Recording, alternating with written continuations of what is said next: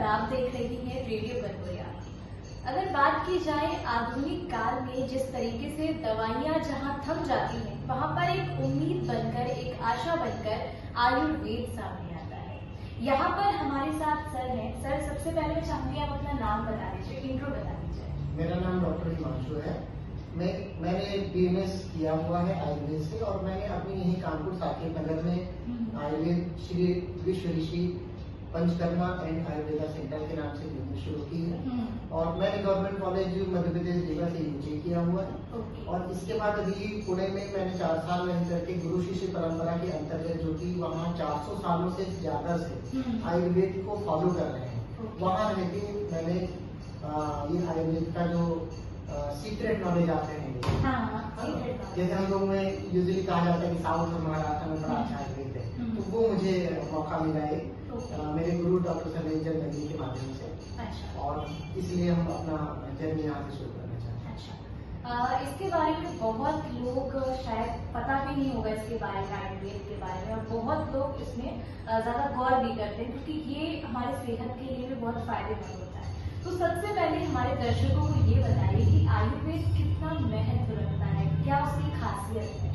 आयुर्वेद के बारे में सबसे अच्छी चीज ये है कि हमारे जो ऋषि मुनि थे, परंपरागत बहुत हजारों साल पहले जो सो कॉल्ड हम लोग सुनते हैं, तो हम लोग सोचते थे कि ठीक है, वो हमारी परंपरागत। आजकल हम लोग देखते होंगे हमारे नानी दादी को बहुत सारे नुस्खे मालूम रहते हैं, और वो कई बार काम भी आ जाते हैं। तो लेकिन क्यों हम बीच में इसको भूलते क्यों चले गए? क्यों भूलते चले गए? आप डेली रूटीन में हमसे वो मॉडर्न जो हम लोग कहते हैं कि एलोपैथिक हमसे आगे निकल गई, तो उसका कारण ये था कि आयुर्वेद की चीजें अभी भी शाश्वत है। शाश्वत का मतलब लोग कहते हैं कि सूडो साइंस है, नहीं। जो अशोक का स्तूप बना हुआ था उस टाइम की आप मेटलर्जी सोचिए, आज भी उसमें रस्ट नहीं लगती है। दिल्ली में जाइए, अशोक स्तंभ जो बना हुआ है, उनकी मेटलर्जी उस लेवल की साइंस बहुत अच्छी थी। मतलब आज भी हमारे पास वो साक्ष्य मौजूद है, मौजूद है। लेकिन हम अब क्या है, अब वेस्टर्न वर्ल्ड उस पर धीरे धीरे रिसर्च करते हैं, और वो चीजें सामने लाता है। कुछ ही साल पहले हमारे पास घी का फर्म आया था कि घी अर्थ में पाया जाने वाला सबसे प्योरेस्ट फॉर्म फूड का है। फूड मतलब जो भी हम खाते हैं, अगर कोई भी चीज पूरे अर्थ में सबसे प्योरेस्ट है तो वो घी है। और आचार्य चरण जी ने तो 5-4 साल पहले ये लिख के गए थे कि आप बॉडी को शुद्ध करना चाह रहे हैं तो घी से करें, उसमें भी गाय के घी से करें। तो इस तरह की लाखों चीजें हमारे पास पड़ी हुई है, खजाना पड़ा हुआ है, जिसको हम आयुर्वेद के माध्यम से जान सकते हैं। और ऐसा नहीं है, एक अच्छे डॉक्टर के पास जिसने डिग्री की है BMS की, उसके पास जा सकते हैं, अपनी बॉडी के हिसाब से अपने टाइप का डाइट समझ सकते हैं, रूटीन समझ सकते हैं, और बीमारियों से बच सकते हैं। तो ये ब्यूटी है आयुर्वेद की। और इसके बाद जब हम इन सब चीजों को फॉलो करते हैं तो हमारे मतलब मानसिक लेवल, स्पिरिचुअल लेवल में भी वो चीजें चेंजेस आती है। ये आयुर्वेद को बाकी चीजों से अलग करता है। वही चीज। अच्छा, ये बताइए, तो मैंने भी सुना है कि जब हम लोग आयुर्वेद दवा करते हैं तो बहुत ज्यादा समय लगता है, तो ऐसा क्यों? उसका कारण ये कि आयुर्वेद आपकी रूट कॉज में जाके काम करता है। आयुर्वेद और एलोपैथी या दूसरी मेडिसिन जो पैथीज है उसमें अंतर यही है, क्योंकि जो एलोपैथिक है वो, मैं आपको छोटी सी बात बताऊँ, आजकल बहुत सारे आपके घर में भी आपके आस पास पड़ोस में हाइपरटेंशन के मरीज होंगे, BP के मरीज होंगे, या शुगर के मरीज होंगे। तो हम लोग क्या करते हैं, BP की दवाई खा लेते हैं।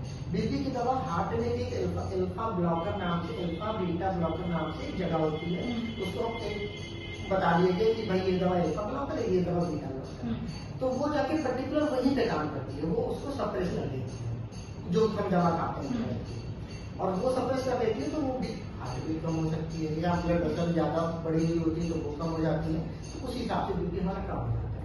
आयुर्वेद ये क्या करता है कि BP बढ़ा क्यों?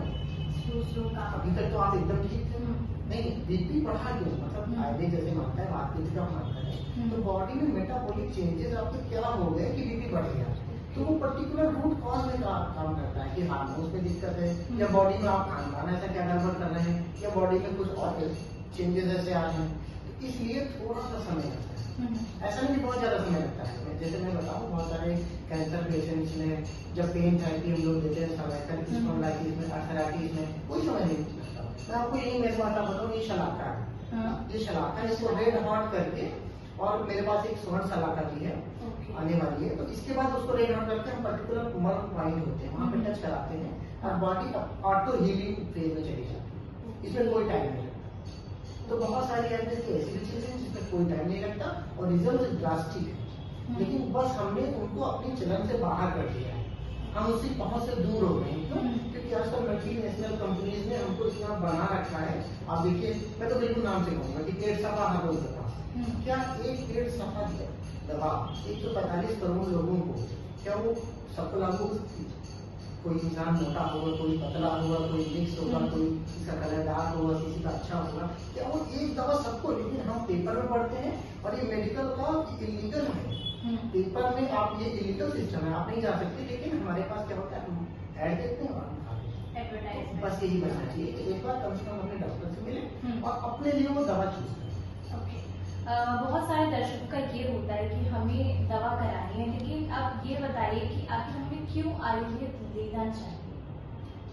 इसका कारण मैं आज के समय में सबसे अच्छा ही आपको बताना चाहूंगा कि हम लोग कम से कम घर में खाना खाते हैं। बहुत सारे हमारे जो घर के बच्चे हैं वो बाहर रहते हैं, उनके पास ऑप्शन नहीं होता। घर में जो पीजी में रह रहे हैं, कोई दिल्ली में रह रहा है, कोई गुड़गांव में रह रहा है, IT सेक्टर में रह रहा है, उसके पास ऑप्शन नहीं है।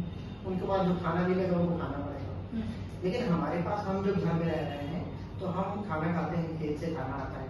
खेत में आपने देखा होगा यूरिया पड़ती है, और टाइम टू टाइम आप देखो।